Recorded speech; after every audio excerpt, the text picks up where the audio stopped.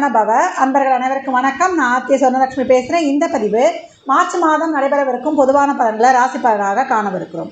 வளராக திருச்செந்தூரில் வீற்றிருக்கும் முருகப்பெருமானின் பொற்பாத கமலங்களையும் என் அன்னை வாராயின் தாழ் பணிந்தும் என் குருநாதரை வணங்கியும் 12 ராசிக்கும் இந்த மார்ச் மாதம் கோள்களின் கோச்சார நகர்வால் நடைபெறவிருக்கும் பலன்களை துல்லியமான பதிவுகளாக 12 பதிவுகளாக காணவிருக்கிறோம். இந்த மாதம் பார்த்திங்கன்னா கோள்களின் கோச்சார நிலையை, ஏன்னா நம்மளுக்கு மார்ச் மாதம் என்பதனால சூரியன் 2 ராசிகளை பயணிப்பார். அதே போல் புதனும் 2 ராசிகளை பயணிக்கிறார். சுக்கிரனும் நமக்கு செவ்வாயும் இடம் பெயர்கிறார்கள். சந்திரன் இந்த மாதம் துலாமில் உதயமாகிறார். மேஷத்தில் குரு பகவான், கன்னியில் கேது பகவான், மகரத்தில் செவ்வாய் சுக்கிரன் இணைவு, கும்பத்தில் சூரியன் புதன் சனி, மீனத்தில் ராகு பகவான். இந்த மாதம் நமக்கு புதன் பகவான் மாத ஆரம்பத்தில் 7ஆம் தேதி கும்பத்திலிருந்து மீனத்திற்கும், அவரே 26ஆம் தேதி மீனத்திலிருந்து மேஷத்திற்கும் பயிற்சி ஆகிறார். சுக்கிர பகவான் இந்த மாதம் 7ஆம் தேதி மகரத்திலிருந்து கும்பத்திற்கும், செவ்வாய் பகவான் இந்த மாதம் 15ஆம் தேதி மகரத்திலிருந்து கும்பத்திற்கும் பயிற்சி ஆகிறாங்க. சூரியன் இந்த மாதம் 16ஆம் தேதி அவர் மீனத்திற்கு பயிற்சி ஆகிறார். இந்த கோள்களின் கோச்சார நகர்வால் 12 ராசிகளும் சந்திக்கக்கூடிய சிறப்பான பலன்களையும் சாதகமற்ற சூழ்நிலையும் தெளிவாக அறியலாம். அது மட்டும் இல்லை, இந்த காலகட்டம் கால சக்கரத்தின் லாபஸ்தானத்தில் ஒரு 5 கிரக கூட்டணி இருக்கும். இந்த 5 கிரக கூட்டணியால் 12 ராசிகளுக்கும் எந்தெந்த ராசிகளுக்கு அது பாசிட்டிவாக செயல்பட போகுது, எந்தெந்த ராசிகள் கொஞ்சம் அதிக கவனத்துடன் விழிப்புணர்வுடன் இருக்கணும் என்பதெல்லாம் இந்த பதிவுகளில் தெளிவாக கூறப்பட்டிருக்கு. அன்பர்கள் பதிவினை முழுமையாக கேட்பதுடன் இதில் சொல்லி இருக்கின்ற இறை வழிபாடுகளையும் சாத்வீக பரிகாரங்களையும் பின்பற்றி உங்கள் வாழ்நாளில் நல்ல ஒரு திறம்பட ஒரு வியூகம் அமைத்து எப்போவுமே ஒரு சூழ்நிலை சிறப்பாக இருந்தாலும் சாதகம் இல்லாமல் இருந்தாலும் திறம்பட கடந்து வந்துட இந்த பதிவுகள் மூலம் நீங்கள் ஒரு வியூகத்தை அமைத்து சிறப்பாக செயல்படலாம்.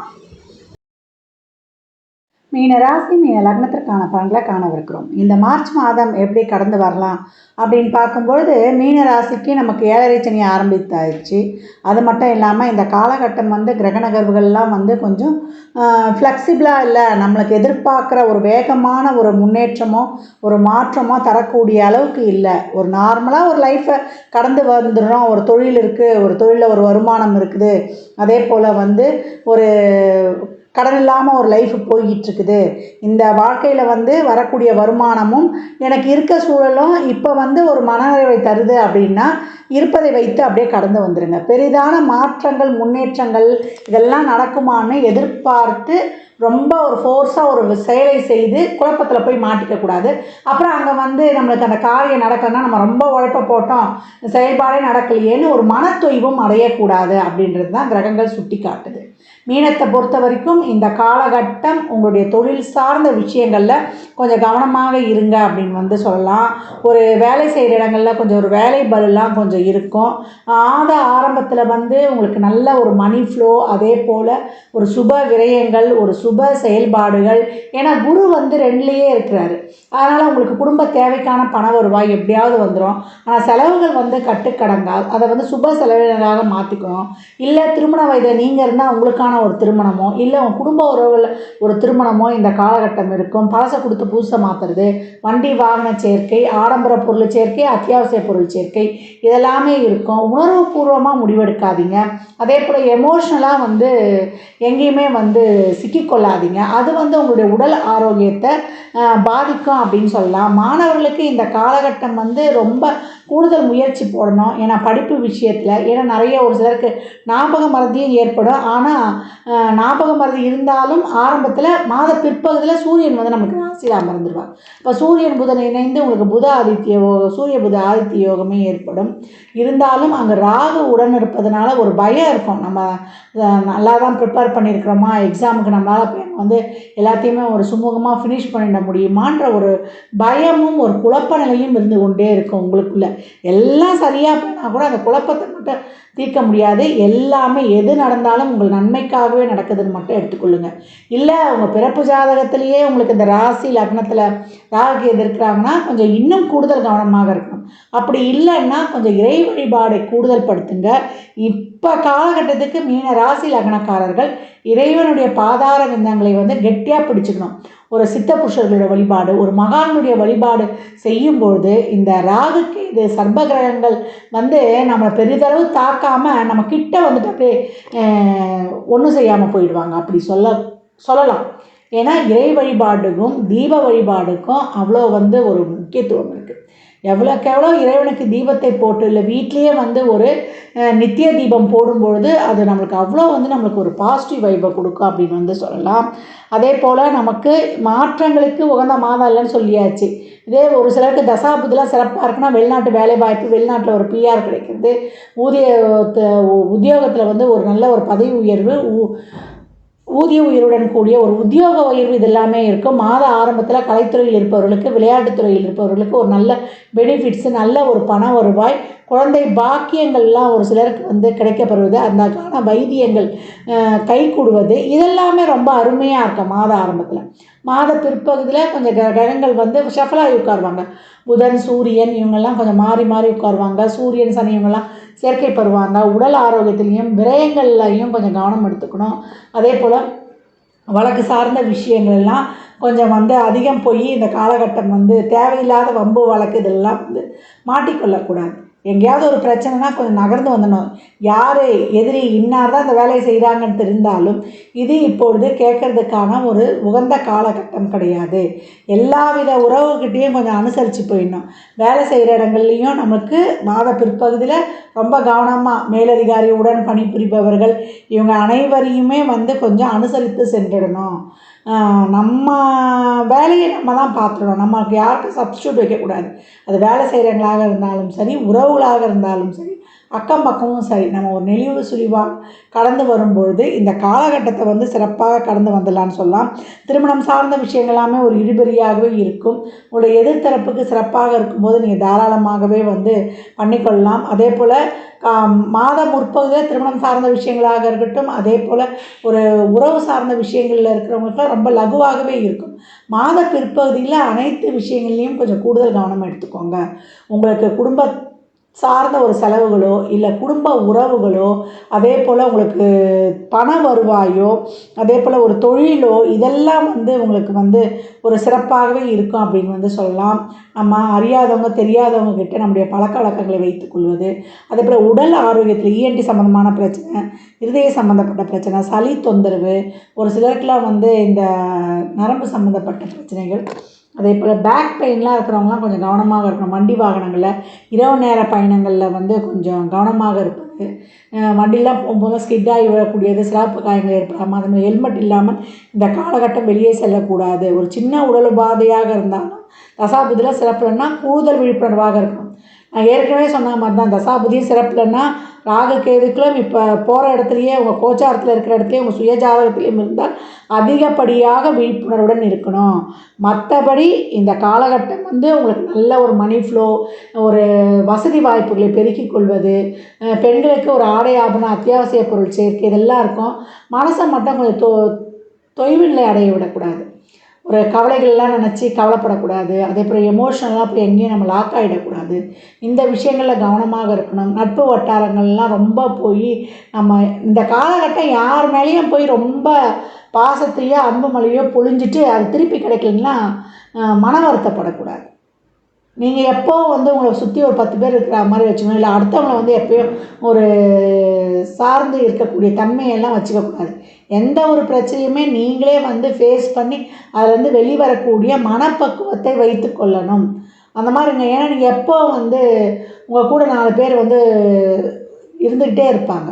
அப்போ அவங்களுக்கு நமக்கு செய்யக்கூடிய செலவுகள் எல்லாம் வந்து கொஞ்சம் நம்ம வந்து கட்டுப்படுத்தணும்.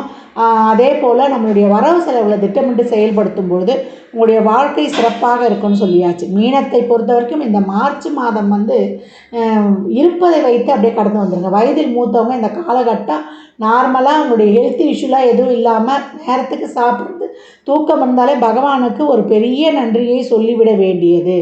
இந்த காலகட்டம் அனைத்து தரப்பினரும் விழிப்புணர்வுடன் நிதானமாக ஒவ்வொரு செயலையும் செய்யும்பொழுது, இன்னும் மாத பிற்பகுதியெல்லாம் கொஞ்சம் கவனமாகவே இருக்கணும். உங்களுக்கு எந்த வகையிலையுமே ஒரு வேலை இல்லைன்றதோ ஒரு பண வருவாயோ இதெல்லாம் இல்லாமல் இருக்காது. வரும், அதை வந்து சுபமாக திட்டமிட்டு செலவு செய்யணும். தேவையில்லாமல் கடன்லாம் வாங்கி பணம் கிடைக்குதுன்னு பெரிய வம்புலெல்லாம் மாட்டிக்கொள்ளக்கூடாது. தெரியாதவர்கள் அறியாதவர்கள்கிட்டலாம் 3வது நபரிடம் கொஞ்சம் எச்சரிக்கையாக இருக்கணும். யார் வீட்டு பஞ்சாயத்துக்கு நம்ம போகக்கூடாது, நம்ம வீட்டு ஒரு பஞ்சாயத்துக்கு வெளியே ஆட்கள் வந்து வரக்கூடாது. தொழில் மாற்றம், தொழிலுக்காக ஒரு இடம்பெயர்வு, வெளிநாட்டு வேலைவாய்ப்பு இதெல்லாமே வந்து ஒரு சிலருக்கு நல்லாவே இருக்கும். குழந்தை பிறப்பு, ஒரு சிலருக்கு வைத்தியம் கை கொடுக்குன்னு சொல்லியாச்சு. உறவுகள் சார்ந்த விஷயங்களில் இருப்பவங்கலாம் மாத பிற்பகுதியில் ரொம்ப கவனமாகவே போங்க.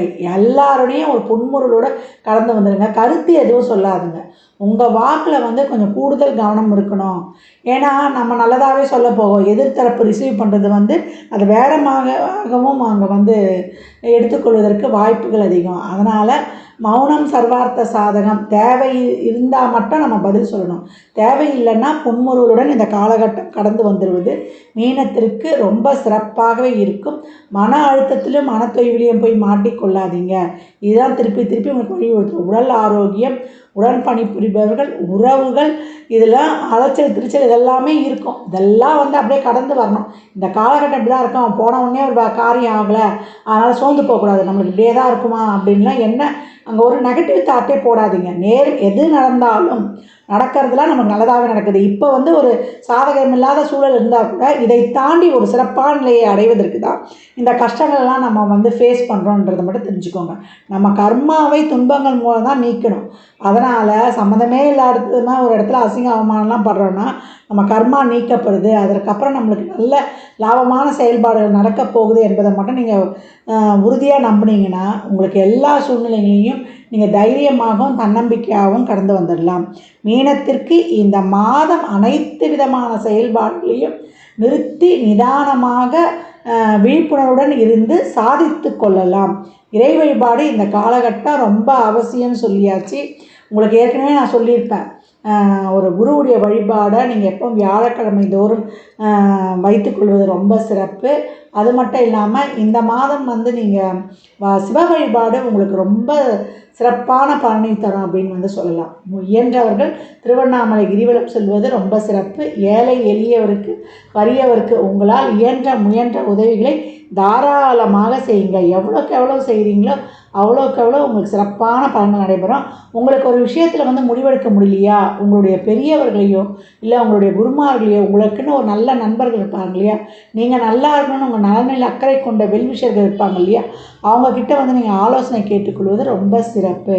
மாத முற்பகுதியில் கொஞ்சம் எல்லா ஒரு சுப செயல்பாடுகள், சுப பேச்சுவார்த்தைகள் எல்லாமே நடக்கும். மாத பிற்பகுதியில் கொஞ்சம் அலாட்ட ஆறுமுகன் கவனமாக இருந்துருங்க. அப்புறம் இறுதியிலையும் அப்படியே படிப்படியாக செயல்கள் வந்து கொஞ்சம் ஃப்ளோவாக நடைபெறுவதற்கும் வாய்ப்பு இருக்குது. ப்ளஸ் ஆர் மைனஸ் அப்படியே கடந்தே வந்துடும். ஆனால் பெரும்பாலும் வந்து புதுசாக நான் ஆரம்பத்தில் சொன்னது தான், பெருசாக எதுவும் வந்து பெரிய முயற்சிகளில் ஈடுபடாமல் இருப்பதை வைத்து திறம்பட கடந்து வந்துவிட்டால் மீனத்திற்கு ஏற்ற காலம். கணவன் மனைவி உறவில் இந்த காலகட்டம் விட்டு கொடுத்து சென்றுடுங்க. பெரிய எதிர்பார்ப்புகளை வைத்து கொள்ளாதீங்க. பற்று இல்லாமல் இருங்க. உரியவருக்கு உண்டான மரியாதையை கொடுத்து விடுங்கள். ஒரு உறவு தக்க வச்சுக்கணுன்னா நம்ம எவ்வளோக்கு எவ்வளோ டவுன் டு எர்த்தாக இருந்து நம்ம போகிறோமோ, அன்பு நிறைய இருக்கும்போது அந்த இடத்துல ஈகோவோ நமக்கு ஒரு கோபமோ எதுவுமே வராது. ஏன்னா இப்போ இந்த காலகட்டம்லாம் பக்கத்தில் ஆள் இருக்கிறதே பெரிய விஷயமா இருக்குது. நம்மளுக்கு ஒரு ஆலோசனை சொல்லுவதற்கு ஒரு ஆள் இருப்பதே அது பெரிய அரிதாக இருக்குது. அதனால் உறவுகளை தான் இந்த காலகட்டம் தக்க வைத்து கொள்ளணும். மீன ராசி லக்னக்கார அன்பர்கள் அப்படின்னு வந்து சொல்லலாம். இந்த பலன்கள்லாம் கோள்களின் கோச்சார நகரை வைத்து சொல்லப்பட்டிருக்கு. உங்கள் சுய ஜாதகத்தில் இப்போ என்ன தசாபுத்தி நடக்குது, அதை எதற்காக ஊக்கப்படுத்துது, திருமணம், குழந்தை பாக்கியத்திற்கா இல்லை பொருளாதார முன்னேற்றத்திற்கா என்பதெல்லாம் உங்கள் சுய ஜாதகத்தை ஆய்வு செய்வதன் மூலம் மட்டுமே நாம் தெள்ள தெளிவாக அறிந்து கொள்ள முடியும். கோளறு பதிகம் காலையும் மாலையும் அதை எடுத்து நீங்கள் சொல்வதும், அதே போல் விநாயகரின் காரிய சித்தி மாலை, இல்லை விநாயகருடைய காயத்ரி, அதே போல் துர்கை வழிபாடு, அப்படி இல்லை அபிராமி அந்தாதில் உங்களுக்கு என்ன தேவை இருக்கோ அந்த தேவைக்குரிய பதிகத்தை படிப்பது, இல்லை நூற்பெயர் பாடல் கலையாத கல்வி படிப்பது, இல்லை ஆத்தாலே எங்கள் அபிராம வள்ளியை அந்த இதை சொல்கிறது, இல்லை அந்த அபிராமி அந்த தனம் தரும் கல்வி தரும் ஒரு நாளும் தளர்வறியா மனம் தருன்ற பாடலை சொல்லும்போது அதுலேயே அந்த 4 லைன் சொல்லிட்டாலே நம்மளுக்கு அவ்வளோ ஒரு மனசு வந்து ரொம்ப ஒரு சாத்வீகமாக ஒரு அமைதியாக ஆகிடும். இந்த காலத்தில் வந்து மனிதர்களை நம்புவதை விட இறைவனுடைய பாதார மந்தங்களை கட்டிமாக பிடிச்சிடணும். அதே போல் சரணாகதி அடைஞ்சிடணும். என்னை வந்து நீ தான் காப்பாற்றணும், எனக்கு துணை யாருமே கிடையாது, என்னை நீ தான் கைப்பிடிச்சி ஒவ்வொரு சூழ்நிலையிலையும் அழைத்து செல்லணும் அப்படின்னு இறைவன்கிட்ட முழு பொறுப்பையும் ஒப்படைச்சிருங்க. உங்களுக்கு அனைத்தும் சிறப்பான செயல்பாடுகளாகவே நடந்தேறும். இந்த காலகட்டம் அனைத்து விதமான சுப நிகழ்வுகள், சுப செயல்பாடுகள் அனைத்தும் இருக்குது. ஆரோக்கியத்திலையும் நம்ம வந்து பணம் கொடுக்கல் வாங்கல், வாய் வார்த்தை, ஜாமீன் இந்த விஷயங்கள்லாம் கவனமாக இருங்க. புதியவர்களிடம் கொஞ்சம் எச்சரிக்கையாக பழகணும். இந்த மாதம் 12 ராசிக்காரர்களும் வழிபடக்கூடிய சிறப்பான வழிபாடுகள் 2 வழிபாடுகள் இருக்குது. ஒன்று மகா சிவராத்திரி, 2வது பங்குனி உத்திரம். இந்த 2 நாட்களில் முதல்ல வரக்கூடியது மகா சிவராத்திரி. அது மார்ச் 8ஆம் தேதி வெள்ளிக்கிழமை, மாசி 25. இந்த மகா சிவராத்திரி அன்று நம்ம சிவபெருமானை வழிபடுவதுடன் நம்முடைய குலதெய்வ கோயிலுக்கு சென்று வழிபடும் பொழுது நம்ம குலத்தை வாழ வைக்கும். குலதெய்வம்னு சொல்லும்பொழுது 2 குலதெய்வத்தை வழங்கணும். என்னம்மா 2 குலதெய்வம் அப்படின்னு கேட்குறவங்களுக்கு தாயுடைய குலதெய்வத்தையும் தந்தையுடைய குலதெய்வத்தையும் வணங்கணும். நம்ம பெரும்பாலும் தந்தையுடைய குலதெய்வத்தை தான் வணங்குவோம். தாய் வழி குலதெய்வத்தையும் வணங்கணும். தாய் வழி குலதெய்வம் வந்து நம்மளுக்கு சிறப்பான சுப நிகழ்ச்சிகள் எல்லாம் நடத்தி கொடுக்கும். அதில் இருக்கக்கூடிய தடைகளை நீக்கி கொடுக்கும். தந்தை வழி குலதெய்வம் நம்முடைய குலத்தை வாழ வைக்கும் அப்படின்னு வந்து சொல்லலாம். அதே போல் பங்குனி உத்திரம் வந்து 25ஆம் தேதி திங்கட்கிழமை அன்னைக்கு வருது. இதை முதல் நாளே கூட பங்குனி ஞாயிற்றுக்கிழமையே கூட ஆரம்பிச்சிருது. 2 பட்டு வரா மாதிரி இருக்கும். பெரும்பாலும் வந்து 25ஆம் தேதி தான் சொல்லுவாங்க. நம்ம 24ஆம் தேதி 2 நாள் வந்து தெய்வத்தை கும்பிட்றதுனால ஒன்றும் இங்கே நம்மளுக்கு வந்து தப்பு வர போகிறதில்ல. அதனால் பங்குனி உத்திரம் அன்று நமக்கு வாய்ப்பு இருப்பவர்கள், வேலைக்கெலாம் போகிறோம் அப்படின்றவங்க நம்ம ஞாயிற்றுக்கிழமையை கூட வழிபட்டுக்கலாம். அதே போல் பங்குனி உத்திரம் அன்று நம்ம முருகர் வழிபாடு பண்ணுவது ரொம்ப சிறப்பு. பெரும்பாலும் அம்மன் கோயில்லையும் ரொம்ப விசேஷம் நடைபெறும். எல்லா ஆலயங்களிலுமே வந்து சிறப்பான நிகழ்வுகள், அதே போல் திருமண வைபவங்களும் நடைபெறும். பங்குனி உத்திரம் வந்து முருகனுக்கு தான் ரொம்ப உகந்ததாக நம்ம வந்து வழிபடுவோம். எல்லா தெய்வ ஆலயங்கள்லையுமே சிறப்பான வழிபாடு வந்து நடைபெறும். அன்று வள்ளி தேவயானையுடன் இருக்கக்கூடிய முருகப்பெருமானை பன்னீர் ரோஜா மாலை சாற்றி வழிபடும் பொழுதும், அதே போல் வெட்டிவேர் மாலை சாற்றலாம், எலுமிச்சம்பழ மாலை சாற்றலாம். வெற்றிவேர் மாலை போடும்போது நமக்கு வெற்றி கொடுக்கும். எலுமிச்சங்கனி போடும்பொழுது அதுவும் வெற்றிக்கனி. நமக்கு தொழில் தடையெல்லாம் நீக்கி, கண்திருஷ்டி நீக்கி நமக்கு வந்து சிறப்பான பலன்களை தரும் அப்படின்னு வந்து சொல்லலாம்.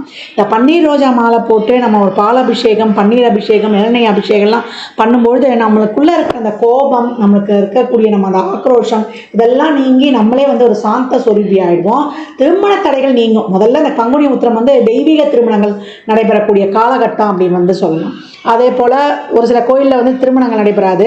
தம்பதி சமேதராக இருக்கக்கூடிய, அதனால தான் நான் சொன்னேன், வள்ளி தேவியானையுடன் இருக்கக்கூடிய முருகப்பெருமானை நல்லா பன்னீர் ரோஜா மாலை வாங்கி போட்டு வழிபடும்பொழுது விரைவில் திருமணம் கைகூடும். திருமணத்தில் இருக்கக்கூடிய தடைகள் நீங்கும். அன்றைய தினம் வந்து ஷட்கோண விளக்கு ஏற்றி வழிபடலாம். சாராவண பவன், அந்த ஷட்கோண ஸ்டார் கோலம் போடுவோம் இல்லையா, அதை சாராவண பவன் எழுதி நடுவில் ஓம் எழுதி நம்ம வந்து 7மே வந்து நெய் தீபங்களாக ஏற்றலாம். இல்லை அந்தளவுக்கு வசதி இல்லைன்றவங்க இல்லை 6 தீபத்தை நல்லெண்ணெய் தீபமாகவும் நடுவில் வைக்கக்கூடிய தீபத்தை வந்து சுத்தமான நெய் தீபத்தினால் ஏற்றும்பொழுது ராகுகேது இந்த இணைச்சோன்னா அந்த புள்ளிகளை ராசி கட்டத்தில் ராகுகேதுகளை இணைக்கும் பொழுது நமக்கு இந்த ஸ்டார் வடிவில் தான் வரும் ஷட்கோணத்தில். அதனால் இந்த காலகட்டம் வந்து முருகனுக்கு ஷட்கோண தீபம் ஏற்றி வழிபடும் பொழுதும் அவரை எளிமையாக எப்படி வேண்டுமானால் அன்று காலையிலிருந்து நம்ம வந்து முருகப்பெருமான் படத்தை தொடச்சிட்டு, இல்லை வேல் இருந்தால் வேலுக்கும் நம்ம வழிபாடு செய்யலாம். அதே போல் கோயிலில் வந்து நிறைய முருகனுக்கு பால் குடம் எடுப்பாங்க. அதே போல் நிறைய நீர்மோர், அதே போல் பாயசம், அன்னதானம் இதெல்லாம் செய்யும்போது பௌர்ணமியும் உடன் வந்துடும். அப்போ பௌர்ணமியும் பங்குனி உத்திரமும் 2 ஒன்றா சேர்ந்து வந்துடும். அப்படி வர்ற நாட்களில் நம்ம நிறைய தான தர்மங்கள், இறை வழிபாடுகள், இறைவனுக்கு இயன்ற பொருட்களை வந்து நம்ம நெய்வேத்தியம் வைத்து வழிபடும் பொழுது பெரியவர்கிட்ட நிறைய ஆசி வாங்கணும். இந்த பண்டிகை நாட்களில், விரத நாட்கள்லாம் நம்ம நிறைய தான தர்மம் பண்ணணும். ஏழை எளியவருக்கு வறியவருக்கு பண்ணும்பொழுது நம்முடைய கர்மாக்கள் விரைவாக குறைக்கப்படும். அப்போ பங்குனி உத்திரத்தில் இறைவனை வழிபடும்போது சீக்கிரம் திருமண பாக்கியம் கிடைக்கும், திருமணத்தடை நீங்கும், கணவன் மனைவி ஒற்றுமை கூடும்.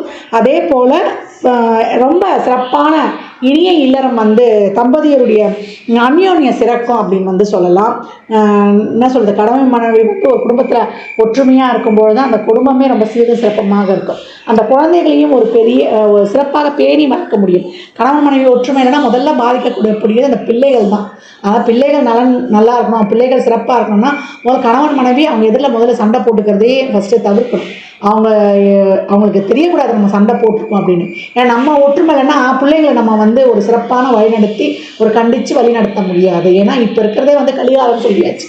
அதனால் ஒரே ஒரு விஷயம் நம்ம என்னென்னா, இந்த தலைமுறையில் பிள்ளைங்களுக்கு பயப்படுற சந்ததியை நம்ம தான், பெற்றவர்களுக்கு பயந்த தலைமுறையினரும் நம்ம தலைமுறையர் தான் அப்படின்னு பெருமையாக சொல்லிக்கோ. அதாவது பெருமையாக சொல்கிறதா, பெற்றவர்களுக்கு பயந்தோன்றதை சொல்லிக்கலாம். பிள்ளைகளுக்கு ஏன் பயப்படுறேன்னா, நம்மளோட புத்திசாலி ஆகிட்டாங்க, அவங்க சிந்தனைலாம் வேறு மாதிரி சென்று கொண்டிருக்குது. நம்ம என்ன தான் சொல்லி வளர்த்தாலுமே உலக நடைமுறையும், அதாவது கணினிமயமான உலகத்தில் நம்ம ராகுவின் தாக்கம் அதிகமாக இருக்குது இல்லையா? அதனால் ஒரு மாய முகமூடிய போலியை தான் நம்புகிறாங்க. உண்மையை நம்புவது தாமதமாக தான் நடக்குது. அதனால் போலி எளிதாக ஜெயித்திருது அப்படின்னு சொல்லலாம். இந்த நிலையிலிருந்துலாம் நம்ம மீண்டு வருவதற்கு தான் இறை வழிபாடுகளையும் நேர்மறை சிந்தனைகளையும் நம்ம எப்போ வைத்துக்கொள்ளணும். பெரியவர்கள்கிட்ட மனம் கோணாமல் நடந்து அவருடைய ஆசைகளை பெற்று தான் ஒவ்வொரு வழிபாடும் பண்ணும்போது அந்த வழிபாடுகளை நமக்கு பூர்ணமாக பலன் தந்து பலன்களை நிறைவாக பெற்றுக்கொள்ளலாம். ஜாதகம் பார்க்க விரும்பும் நண்பர்கள் இந்த எண்ணிற்கு ஒரு மெசேஜ் செய்யுங்க. தங்களுக்கான விவரங்கள் அளிக்கப்படும். அப்பாயின்மெண்ட் பெற்றுக்கொள்ளலாம். ஜாதகம் சிறந்த முறையில் கணித்து பார்த்து தரப்படும். நியூமராலஜி படி பிறந்த குழந்தைகளுக்கு பெயர் வைத்து தரப்படும். தொழிற்சாலை நிறுவனங்களுக்கும் பெயர் வைத்து கொள்ளலாம். வாஸ்து பார்த்து தரப்படும். வாஸ்துப்படி வீடு கட்ட பிளான்கள் போட்டு தரப்படும். சுப முகூர்த்த நாட்கள் குறித்து தரப்படும். அவரவர் சேவைக்குண்டான கட்டணத்தை செலுத்தி சிறப்பான சேவைகளை பெற்று வாழ்வை வளமாக்கிக் கொள்ளலாம். மற்றும் ஒரு சிறப்பான பதிவில் சந்திக்கும் வரை தங்களிடமிருந்து விடைபெற்றுக் கொள்வது ஆதித்ய சொர்ணலட்சுமி. வாழ்க வளமுடன், எல்லாம் நிறைவாகட்டும். நற்பவி நற்செய்தி.